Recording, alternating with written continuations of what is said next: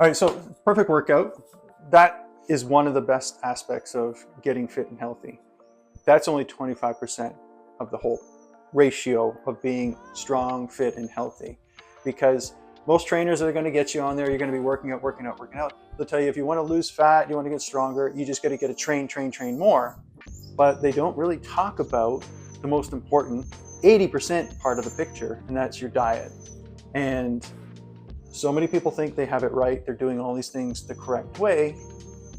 When you really start to step back and you really look at what you're doing, if you keep a journal and stuff like that, you start realizing, oh, okay, I'm not doing so good, right? I don't want you to flip your entire world upside down to be healthy and strong and everything.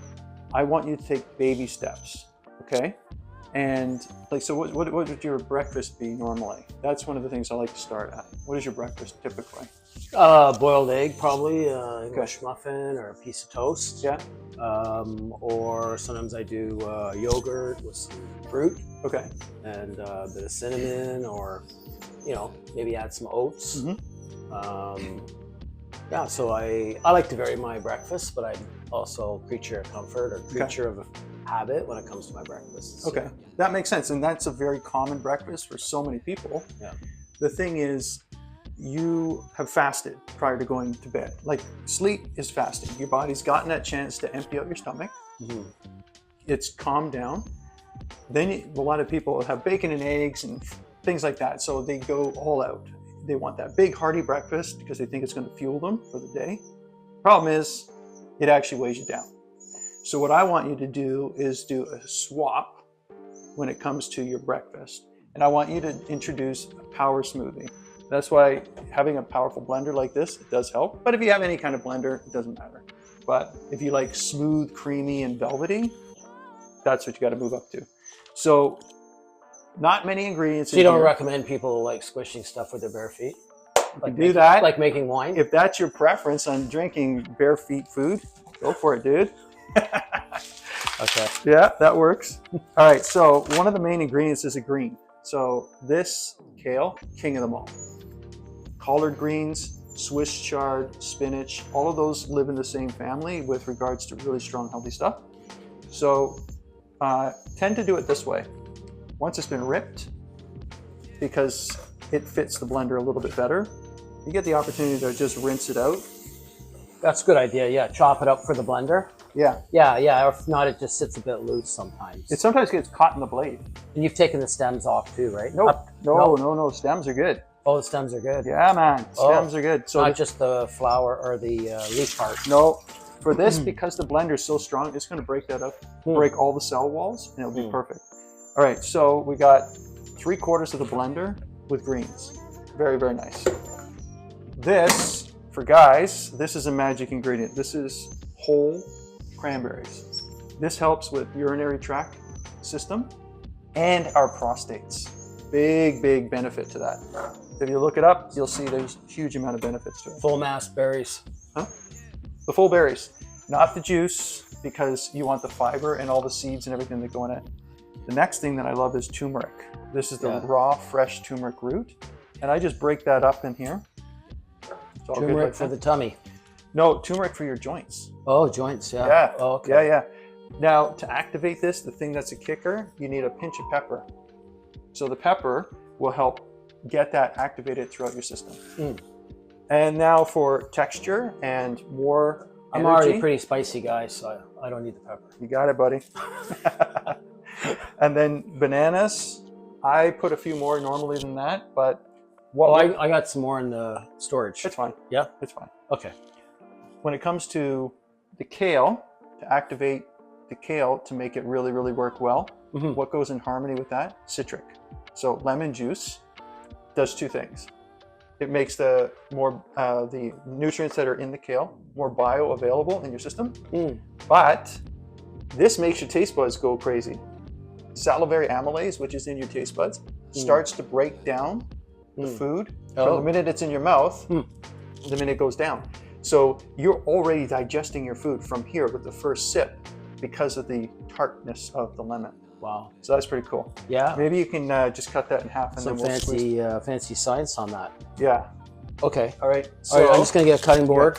Yeah. The other thing that's really, really good, flaxseed. This thing has omega-3s, which is something we're lacking a lot of. Omega-3s. Omega-3s. Yeah. So you get that from chia seeds too. So, and the fiber in here, man, is huge. So I usually put in about a half a cup because it's a good thing. Half a cup, yeah. That's about a half a cup. Yeah.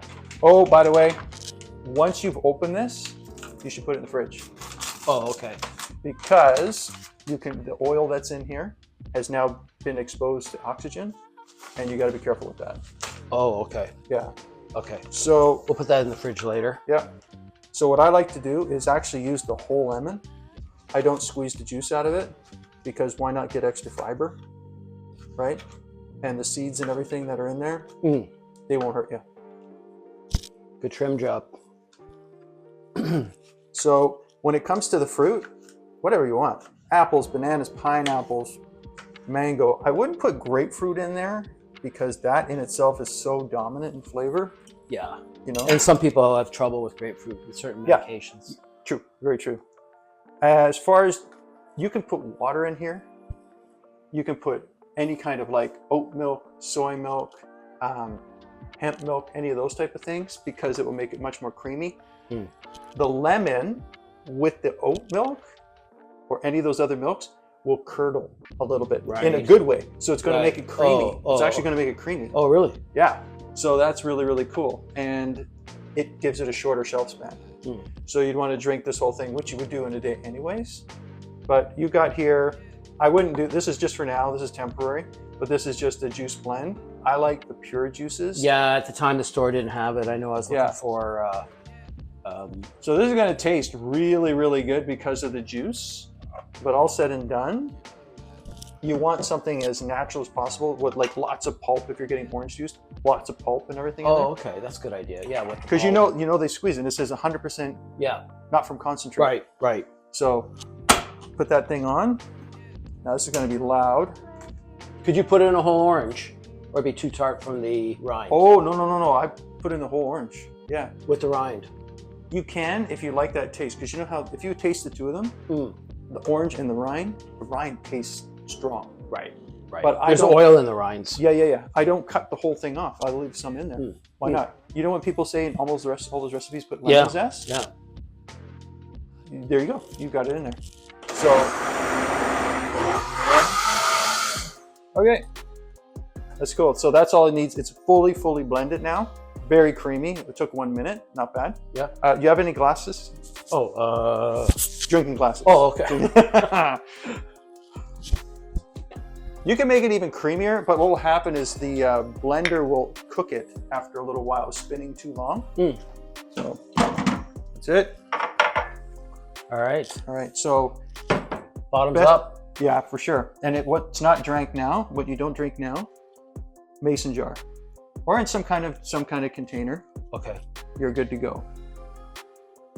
But the nice thing about this could be your whole breakfast slowly over the course of the morning. I do not recommend just chugging a whole lot of this. If you're pressed for time, put it in a cup. Yeah, I've done that before where I've chugged it. Yeah. It's too much for your digestion. If you're not used to this type of stuff, your body needs time to adapt. So it's slow. Yeah. And then what you want to do is take your time, enjoy it, savor it, let it like really let those flavors go through.